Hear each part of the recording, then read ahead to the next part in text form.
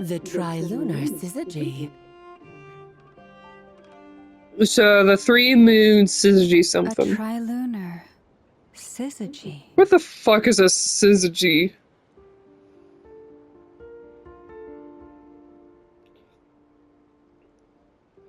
A conjunction or opposition, especially of the moon with the sun. So the 3 moons opposite, basically. The 3 moons opposition. 3 moons opposition. So the 3 moons are opposite to something else? Eons ago, before the heavenly principles came to Teyvat, it was the then 3 moon goddesses who controlled the laws of this world. You're talking about life, death, and such, aren't you? Oh, that's exactly it! The 3 goddesses split these powers amongst themselves, promising never to consolidate them into one singular body. This was meant to keep the world stable. But, fast-forwarding to the present, the eternal moon's marrow is with you, while the iridescent moon's marrow, which should never have appeared in this world, has been retrieved. Add that to the presence of a moon goddess in the flesh and... the power of all 3 moons is gathered here in Notcry. There hasn't been an event like this since the War of Funerary Flame. The iridescent moon.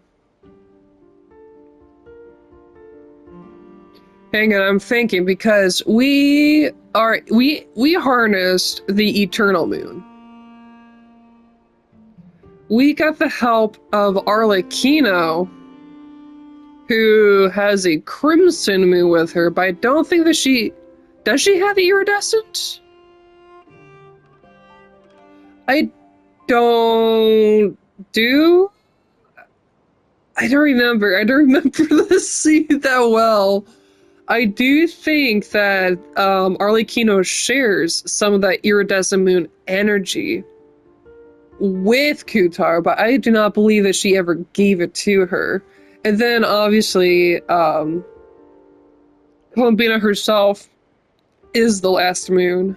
And it's having a noticeable effect on Teyvat's borders.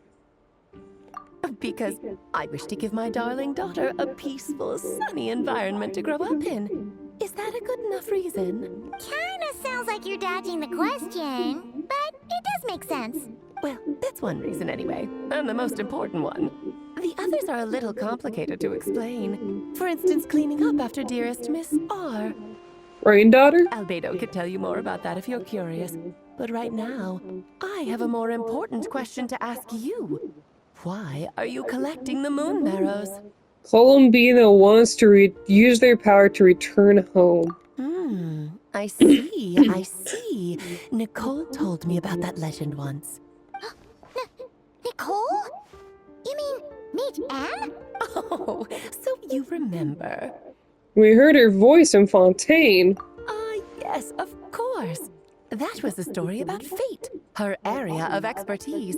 But back to the story of our dear moon goddess. I'm afraid her intended method of returning to the moon is unlikely to work anymore. What does that mean? She may be missing, but she hasn't gone anywhere. She has disappeared. What? Once long ago, I did not read it that quickly. What the fuck? Okay. The damselette something. My body is so heavy. Wait, no. It's my mind that's heavy. My arms and legs are as light as a feather. What's happening to me? I feel drowsy, like I've been asleep for too long. Is it daytime or nighttime? Is the moon out? I think I'll go for a walk.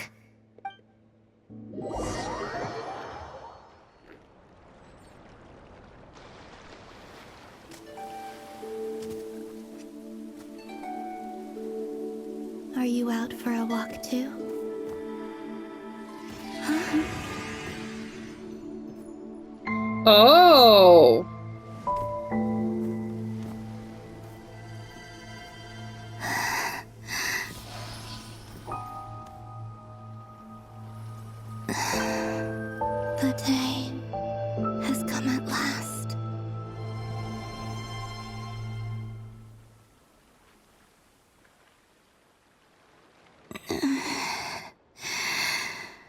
She looks a lot like when we were looking at the spaceship. Have I grown so weak that I can't even sustain my physical form? But Moon Prayer Night is nearly here. I was so close to returning home. Death is near. Is this how it ends for me? Will I return to the moon after I disappear? Or... I don't want it to end like this. So far, at least, I still exist. Even if not physically, I can still feel. But as my power wanes, I'm sure that too will fade. I suppose I might take one final look at this world. The world where I was born.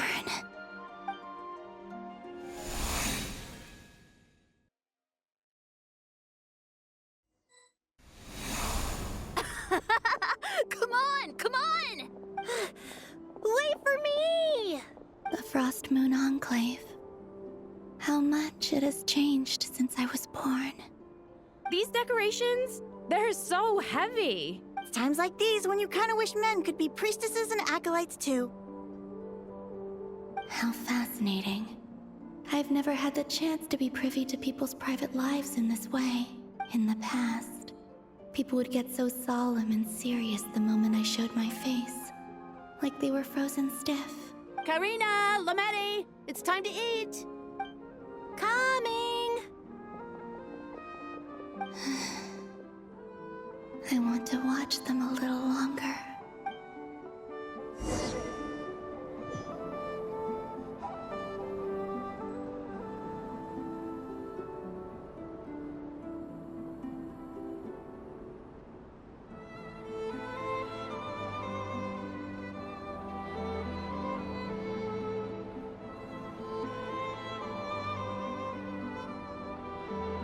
So just fill these balloons with air, right? Yep. Try a couple now to test things out. The rest can wait till Moon Prayer Night. Think fast. Rita! Teasing an acolyte of the Frost Moon Scions? Surely that's a punishable offense. Take this! Huh? All right, enough horsing around. Lady Lauma gave us a task. We should get back to it. The task is just to check that the balloons don't leak, right? Doesn't matter if we fill them with air or water. Okay, you got me there. And you got me there. But still, we can't use all the balloons before the festival even starts. We won't use all of them. And as long as Lady Lauma's trusted acolyte doesn't snitch, this can stay as a little secret between friends. A couple more can't do any harm, right? Oh, you menace. Then, think fast!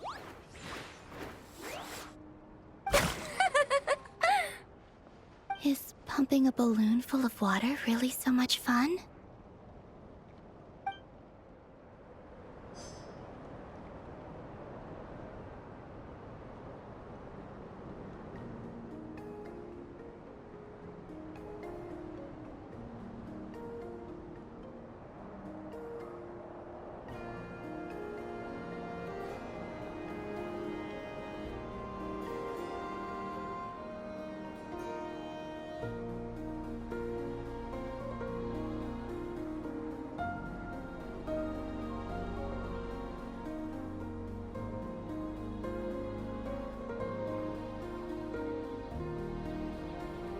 I'm sure you're both tired from playing all day. Come on, eat up.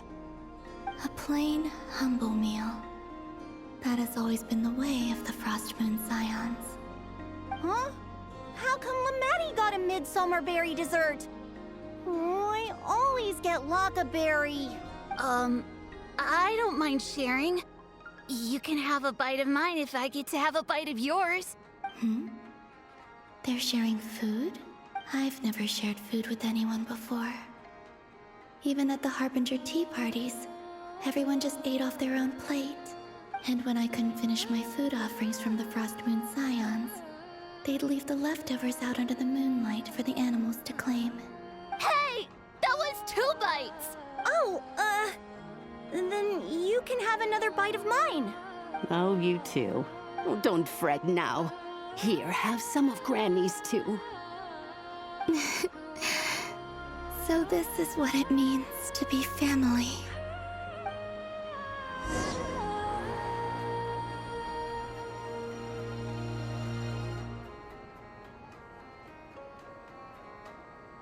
I'm seeing so much that I'd never usually get to see. They'd never act like this when I was around. It's nice, being able to just watch people in peace in these final moments. What a rare opportunity. I think I'll go take a look around Nasha Town, too. Maybe the Traveler will be there.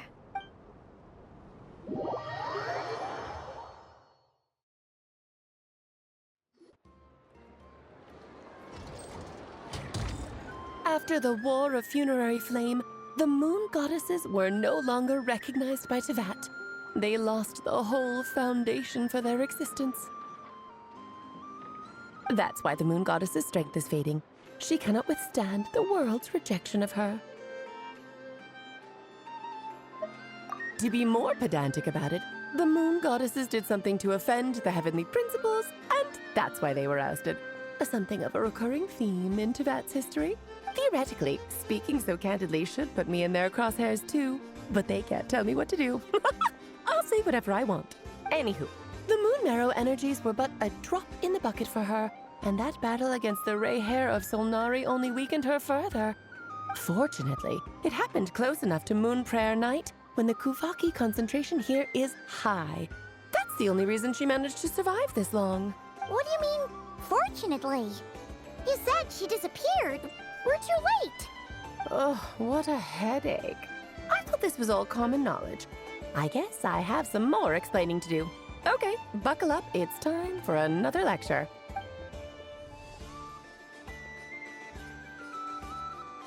Now, I said earlier that the Moon Goddesses lost the foundation for their existence.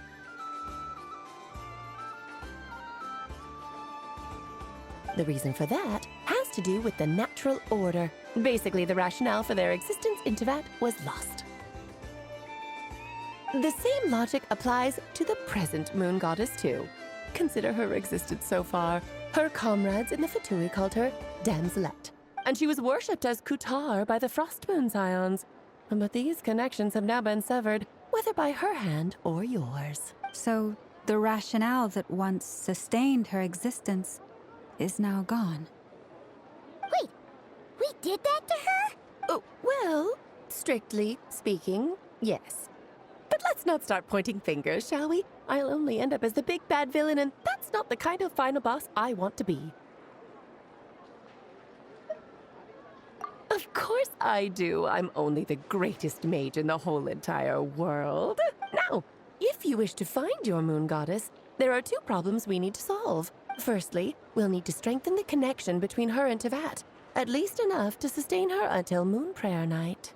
Strengthen her connection.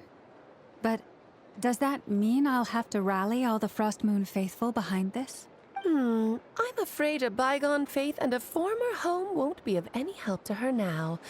Do you know her name? Her name? Oh, yes. Names are very important things. A name is a fundamental concept that anchors one's entire existence. Then your first job is to find it. As a Moon Goddess, I'm sure she must have a name she identifies with. Neither Columbina nor Kutar is her true name, and she's never really accepted either of them. So, finding out her real name is enough to sustain her existence? Yes, I know it sounds like a small step, but every journey begins that way. So for now, that's all we need to focus on. The second problem is with her plan to use the Moon Marrows to return to the moon. Unfortunately, piercing through the false sky will take an enormous amount of power. Given her current condition, she won't be able to provide anywhere near enough power, even if she recovers her physical form. But no need to fret. Nicole's the expert in this field, and I'm sure she'll figure something out. Wait, Mage N is going to help us out too? That means we've got 2 Hexacircle mages on the case. This is turning into a pretty big deal. Actually, this is more of a side quest for me. Like you said, I'm a busy lady, so I can't stay for too long. I'll have to return to Tibet's border soon. That's the upside you get for looking out for my little Klee. Hopefully that will incentivize you to carry on keeping her company in the future. Anyway, jokes aside, you'd better get moving. It will take quite a miracle for the moon goddess's consciousness to hold out till moon prayer night. Oh, I suppose I might as well tell you where Nicole is before I leave. Off you go now. Time to meet your new friend. Oh, yes, and a little suggestion. Don't forget to mind your heads. What? I wonder how Durin's doing. I should really go see him before I head back. You really are super busy. I most certainly am. There's so many children I have to keep tabs on just in Mondstadt. Durin, Albedo, Venti, Varka. Klee didn't make the list, huh? Of course not. Klee is my pride and joy. I have no qualms about her, because she's the best child in the whole wide world. A fucking min, Alice. A fucking min. Oh, yep. Klee's a little angel. I'm glad you agree. Well, all the best. See you when I see you.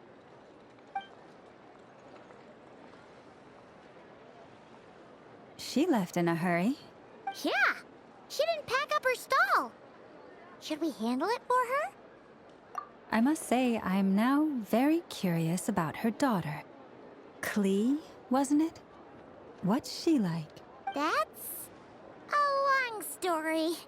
Come on, we'll fill you in as we go.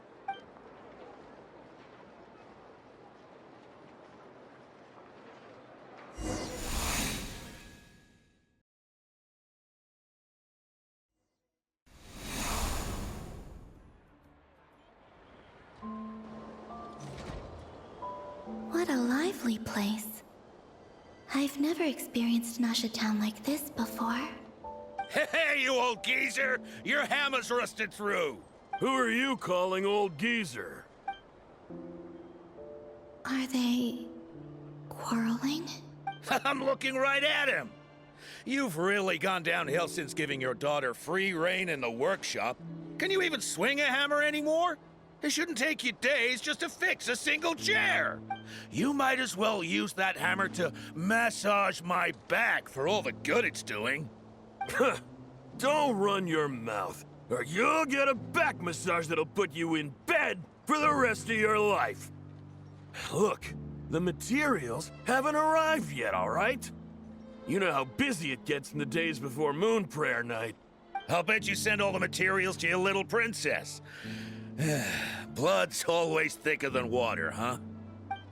All right, you've made your point, Uncle Kusky. As soon as the materials arrive, fixing your chair will be the #1 priority. And Dad, if you've got time to chat, why don't you lend me a hand, See? Lolka knows what the score is. I guess they're friends. But the way they spoke to each other was so ugly. Then again, it wouldn't be the first time I've seen something like this. Columbina! Sing outside my door in the middle of the night one more time, and I'll unscrew your vocal cords. You hear me? Oh, Zandrone. So that was her way of trying to be friends with me. What a pity. I won't get the chance to say any ugly things in reply.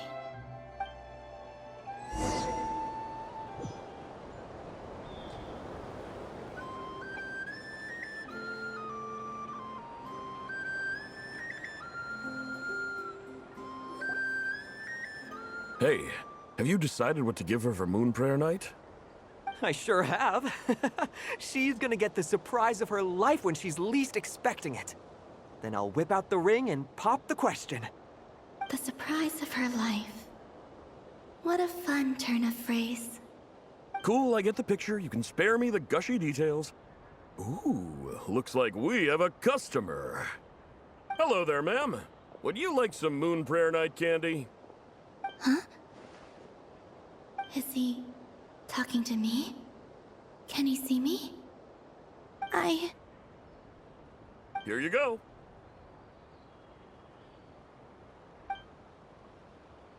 Oh.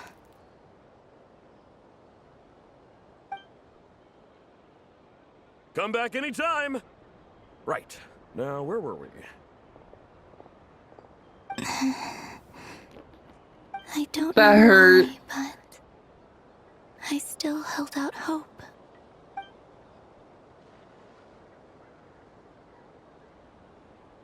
The most important thing right now is to find that mage. This name thing seems super important too, but where do we even start looking? I'd better go pay the Fatui a visit.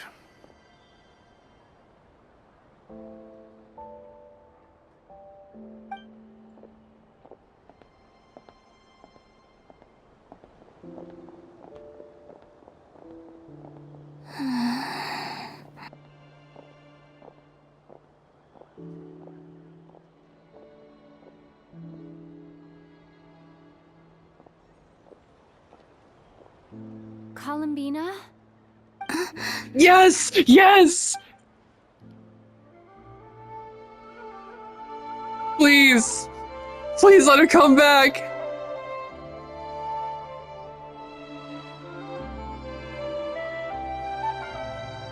Come on. Traveler? Let's go! This is no time to be spacing out! No! No! You're right there! I can't. I fucking can't. Yes! Yes! Yes! Oh my god. That was so sweet, dude. Oh, I can't.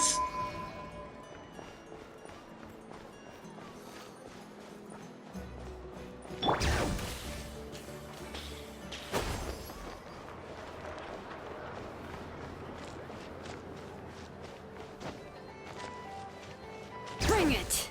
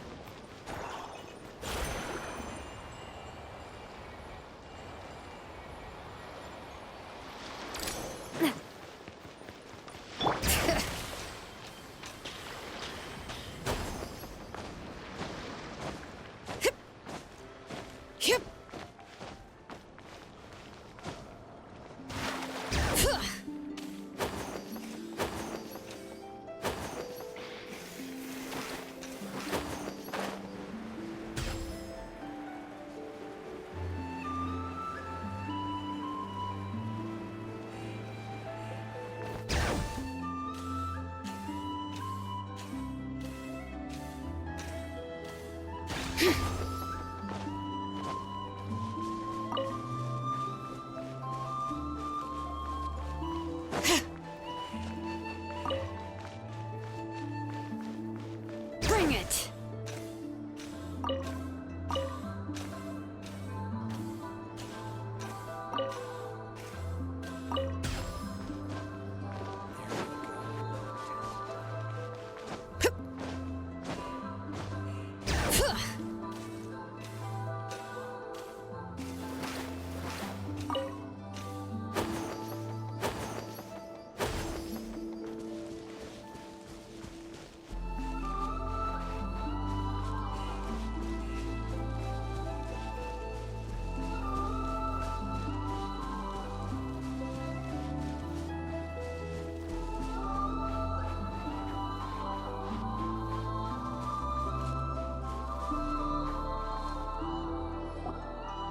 Where are they going? They mentioned a mage and... a name? So, Mr. Varka, are you acquainted with this Nicole? Or should I call her Mage N? Not really. We've never met, though she has come up in conversation. From what I've gathered, Alice kinda took Nicole under her wing. Taught her how to speak in a more ladylike fashion, that kind of thing. Huh. Hard to imagine Alice as an etiquette coach. Yeah, Alice is a larger-than-life personality, I'll give you that. But then again, that's why she's able to draw such an eclectic mix of people into her inner circle. If I remember correctly, being an interesting person is actually one of her main entry requirements. So, if you ever wanted to join the Hexenzirkel, I'm sure you'd both be eligible to apply. Hey! Don't go around making promises on Alice's behalf. I wouldn't dare. I'm just trying to paint a picture of the Hexenzirkel for you. Okay, sure. Anyway, since none of us have ever met Nicole, how are we supposed to find her? We can't just go up to every woman in sight and ask, "Hey, are you Nicole?" Maybe something she's wearing will give it away? Like, a windbloom pinned to her chest or something. Wait a minute. Alice never said Nicole was from Mondstadt. Oh, true. That would be... this young lady, then?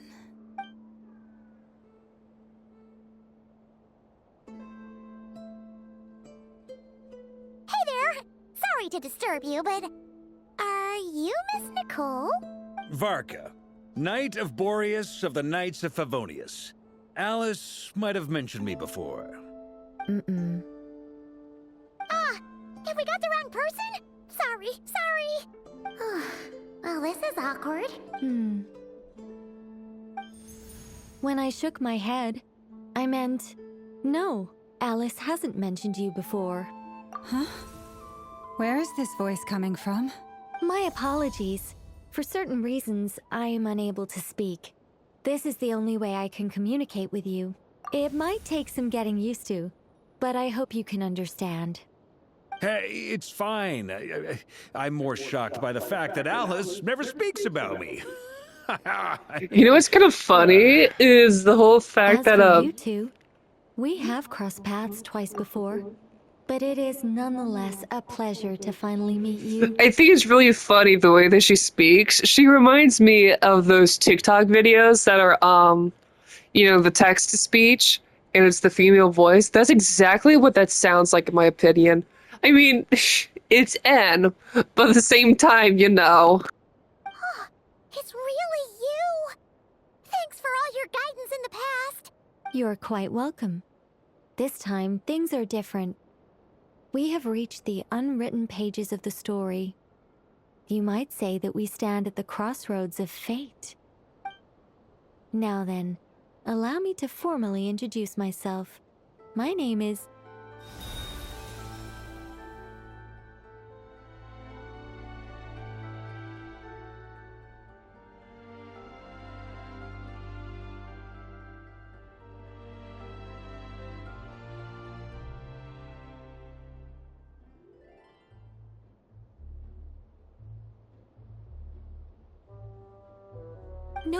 No, stop! Alice! I can't believe it! I love that so much. It's such a fourth wall break kind of thing. And that is like such Alice's kind of thing. That's so cute. I can't. I had a whole speech prepared. I'd agonized over every single word.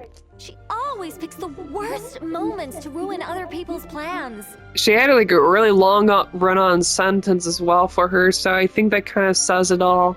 She might be a silent observer of the world, but at the same time, she's the orator that like runs her mouth whenever someone says a word, right?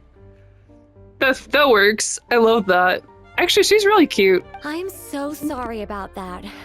Alice took the liberty of devising some bespoke self-introduction magic for each member of the Hexen Circle. But I could have sworn I deleted all of the triggering conditions for it. How did it bypass everything? Oh gosh, this is so embarrassing. This is a very different side of Nicole than what we're used to. Is she not used to face-to-face interactions? Don't worry about it. We've seen that introduction magic once already, so it wasn't too much of a shock. Please go on, Miss Nicole. We'd love to hear what you have to say, or, well, communicate. Huh? Are they talking to this lady? But... Will you all promise to forget that horrendously embarrassing introduction? Sorry? Embarrassing? When?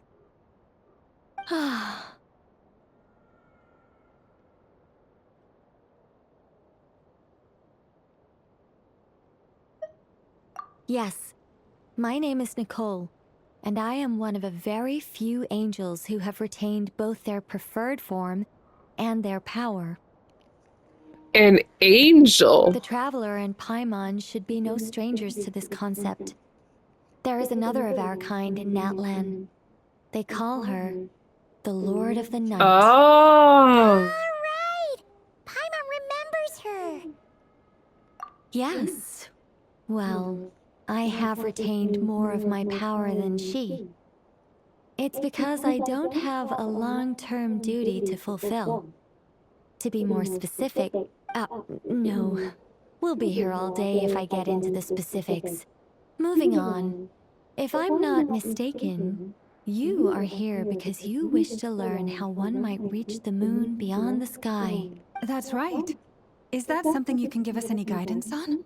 Yes, I do know a way. It began with the Hyperboreans, who lived after the War of Funerary Flame. Blank looks. Maybe I should start with the background of the war, or maybe not. It shouldn't be an issue.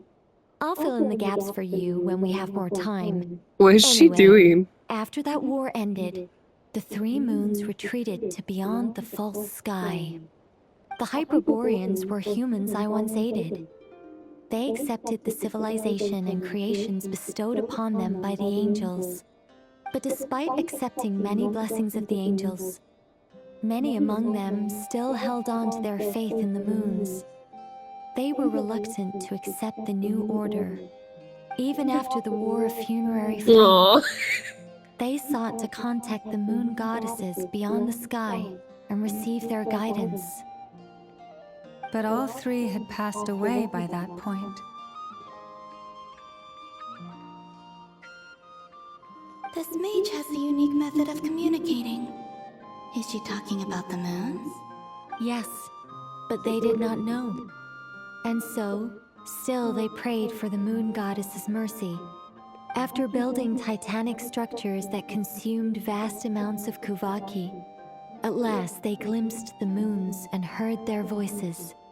But of course, they were gravely disappointed, for it was then that they realized the three moon goddesses were dead. Oh, that's such a sad story. It is. Humanity was in a very sorry state at that time. The angels who had once aided them were gone, and the War of Funerary Flames had left them homeless and destitute. Just a second, I gotta ask. How relevant is all this history to the task at hand? Well, I mean, it's... Okay, It seems we've drifted into irrelevant narrative waters. It's been a while since I've had the chance to speak inside someone's head. As soon as I got started, I lost control, and the words just flowed out like a waterfall. What I'm trying to say is... Right, yes, that's it.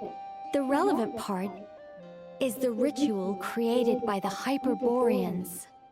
The fact that they bypassed the false sky and saw the true moons implies that they successfully built a connection between Tevat and the outside world.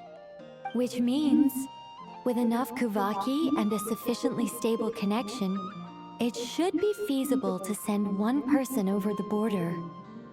Okay, so they built some kind of portal? Oh, yes. A portal. Yes. Is something wrong? You sound disappointed.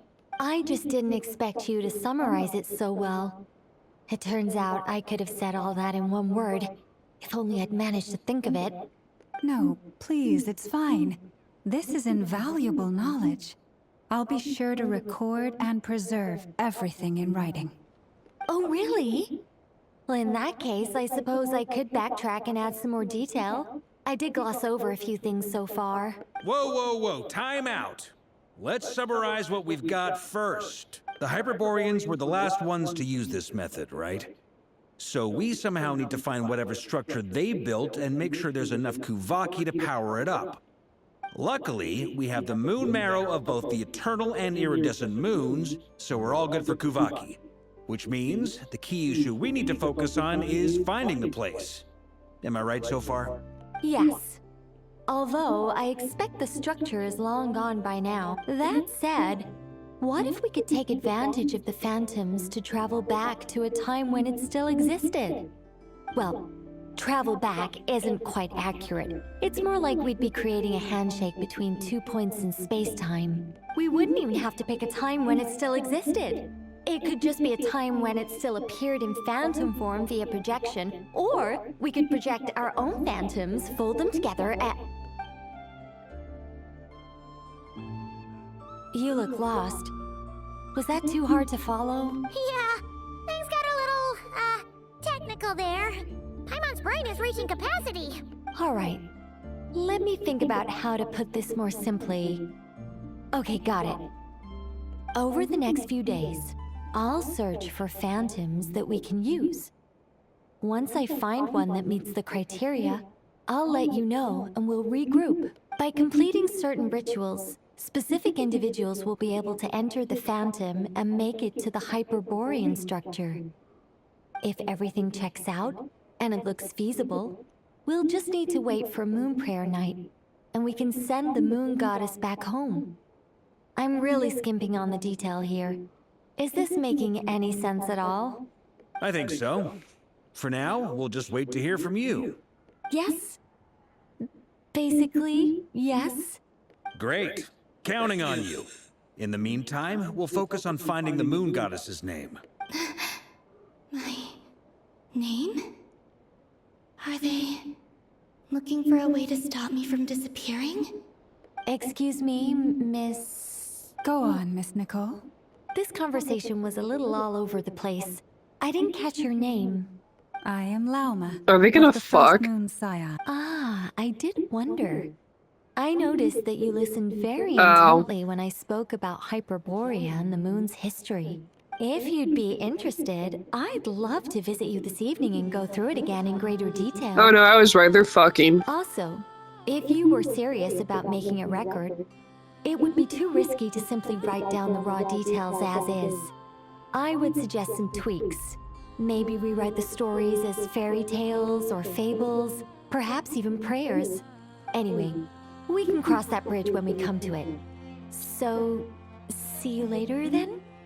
Oh, and no need to prepare anything. Just a cup of tea will do. See ya! She seems friendly. It's just... It's so nice to find someone who's actually willing to listen. I've been dying for a chance to finally go through all this systematically from start to finish. Any longer and I'd probably start forgetting it. Now Paimon gets why Alice told us to mind our heads. What did I tell you? A lot of quirky people in Alice's orbit. Now then, the next order of business is, where do we start looking for the moon goddess's name? Maybe the rest of what Nicole has to say might give us some clues. Once I've heard her out, I'll summarize the salient points and share them with you all. I'm also inclined to review our other documents. Yes, our faith was first established by our Hyperborean ancestors, but many of the more factually accurate records are from after Kuthar's birth. I have a hunch that Fatui might know something too. Sounds like Wait, are we gonna go talk to Sandrone? Huh? In that case, we'll start by heading to the Frostmoon Enclave. Sounds like a plan. Take this with you. I'll see about getting in touch with the Fatui. It'll probably just be Arlecchino and Sandrone again. They're the only ones who would want to help. Hell yeah, dude. Thank you, Mr. Varka. Don't mention it. Honestly, I'm more comfortable dealing with the Fatui than prying into the details of a young lady's childhood. Catch you later. Honestly, most of the Fatui have been really fucking chill. Gonna be real with you. Child was really chill, honestly. And then, who did we bump into? La Signora was a bit more cold and intimidating. But just from, like, lore, we kind of have a reason for it, and it's kind of reasonable there.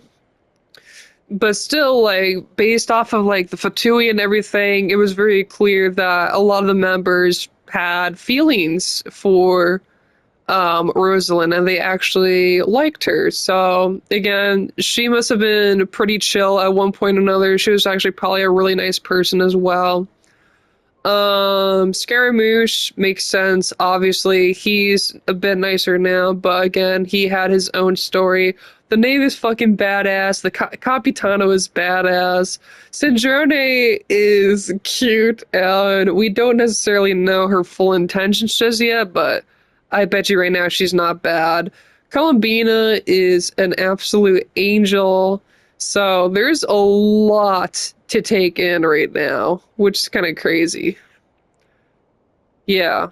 I should follow them, just in case there's some way that I can help. I bet you Regrator Pantalone probably isn't bad either. I'm sure he has his own reasons. I'm still kind of torn on Piero, the rooster, the rooster. I don't know. I just think it's the look, honestly, that kind of makes me question him. But then again, that's kind of bad just to go off of looks alone. Dottore is an experimentalist. He's a scientist. He's fucking nuts. So that right there kind of gives me, like, danger signs.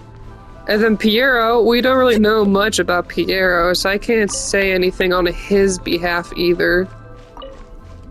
I feel like I'm missing a few people, honestly. I already mentioned Capitano and how I think he's amazing. Search for info from the Enclave. Also, can we look at how many of those Frostmoon things that we have?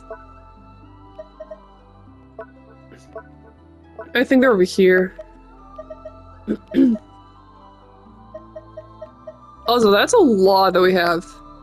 2 of the Midlander bows. We have 3 of the billets. We have 3 callus. We've got a lot of stuff. Borderland.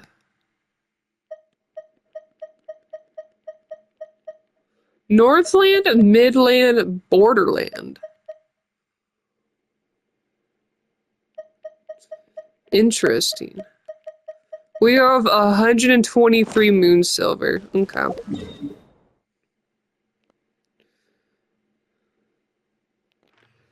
In the off chance that we happen to get Lauma, because I think I'm going to begin saving up for her now.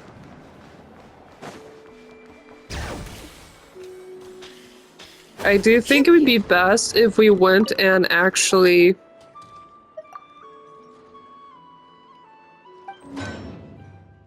made the catalyst, I think. Well, actually, we do have the blueprints, don't we?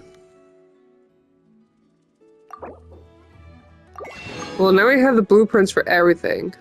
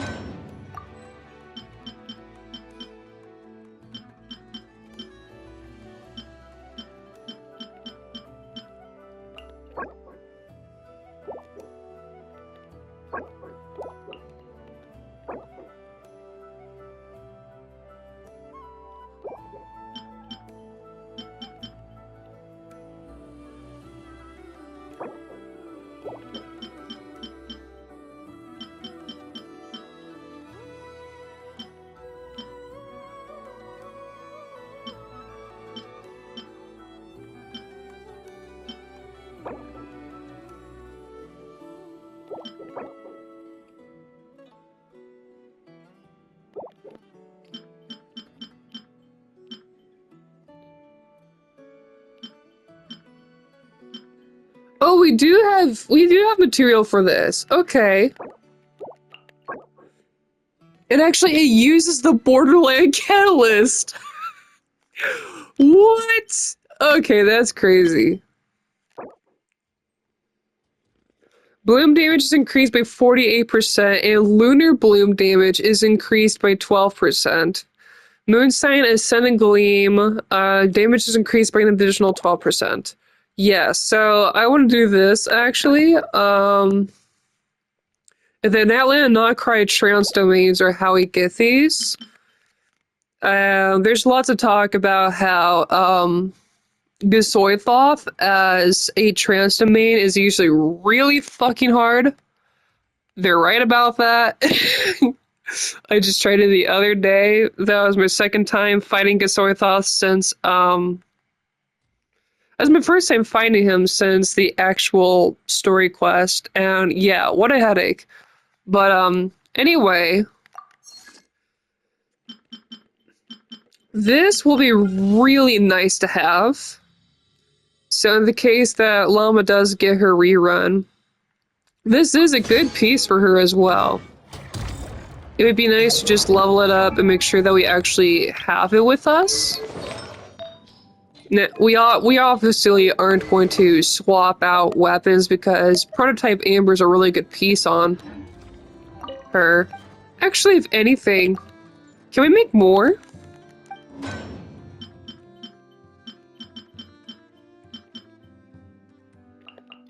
We need crystal chunks. Okay.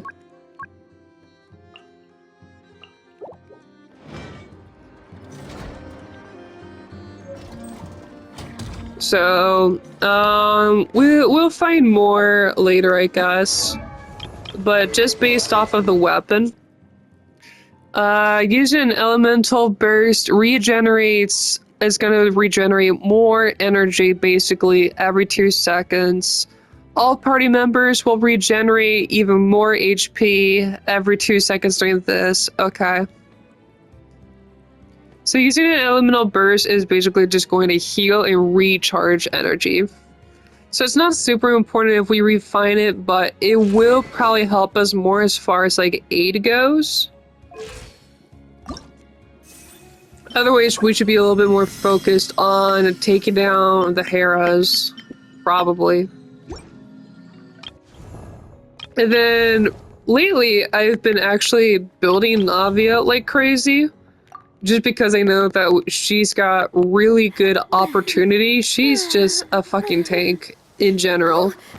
So there's a good chance I actually might pull for her weapon as well at some point or another if the time comes around. But right now, Serpent Spine is very good on her. It provides us with some really solid crit rate.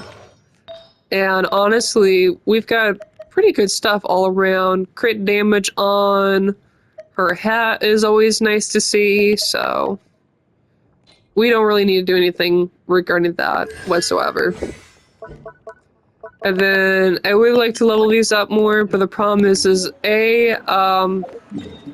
energy. Oh, nah, I've actually got the energy for it. And then B, it's just it's fighting the narwhal, man. The narwhal is scary, dude. I think I know where the narwhal is, but at the same time, it's like, it's the narwhal. Yeah, we need the lightless silk string is what we need. I don't remember what we need necessarily. I'm pretty certain we need like Osea though. I think we'll be fine, to be honest. Okay, well this works too, so...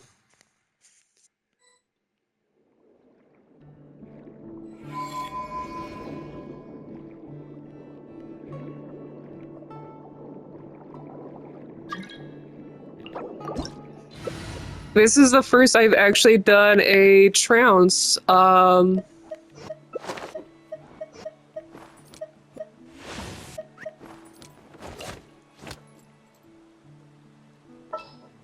Nah, I'll stick to shield. Oh, never mind. Okay.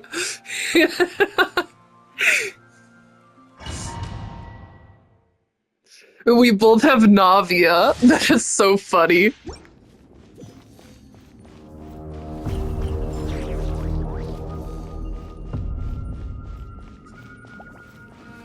Uh-oh, Konita's taking damage here. Fall back and await my orders.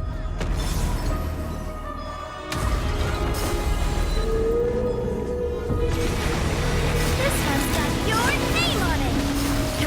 Coming at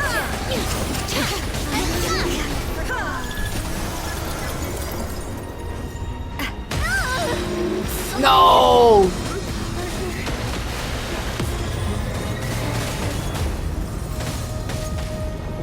Damn, that sucks. That's rough, dude. That's really, really rough. Well, good luck, team.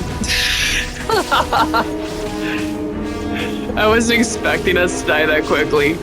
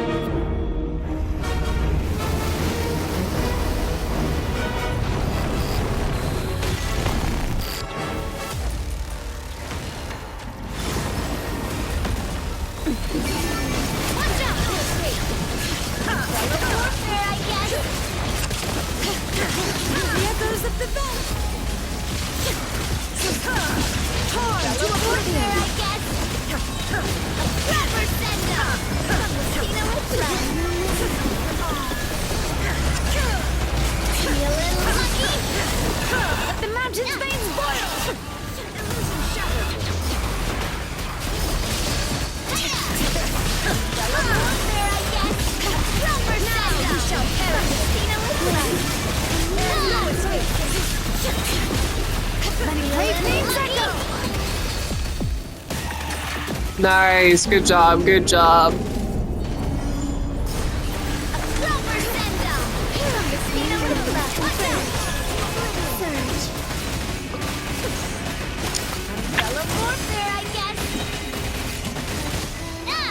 There we go, sweet, let's go. That's huge.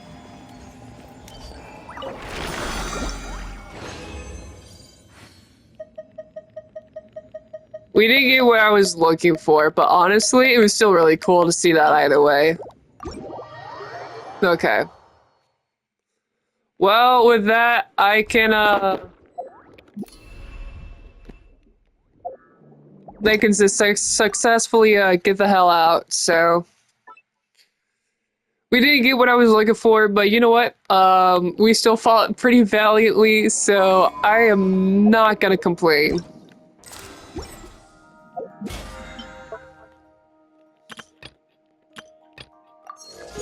Actually, that gives us another trans domain too, so that's actually kind of wild. But as far as weapons goes, a lot of these weapons are really good, so... Sacrificial Jade, crit rate, when on the field for more than 5 seconds, max HP will be increased. When not on the field for more than 5 seconds, max HP will be increased by 32% and elemental mastery will be increased by 40. These effects will be cancelled after the wielder has been on the field for over 10 seconds. So this is for a sub DPS basically. And preferably one that does HP. So that could be a pretty good New Violette piece, honestly, from what I can tell. And then Solar Pearl, normal attack hits increase elemental skill and elemental burst damage by 20% for 6 seconds. Likewise, elemental skill and elemental burst hits increase normal attack. So that is also a really good New Violette piece. I don't see it really applying much to, Llama, though, so... Scions of the Blazing Sun. After a charged attack hits an opponent, a Sunfire arrow will descend upon the opponent hit, dealing 60% attack as damage and applying the Heartseer effect to the opponent damaged by said arrow. Opponents affected by Heartseer take 28% more charge attack damage from the wielder. Okay, so that's probably a good piece for Linny, in my opinion. Viridescent Hunt, blah, blah, blah, blah, blah. Anyway, I have that. Yeah. Alright.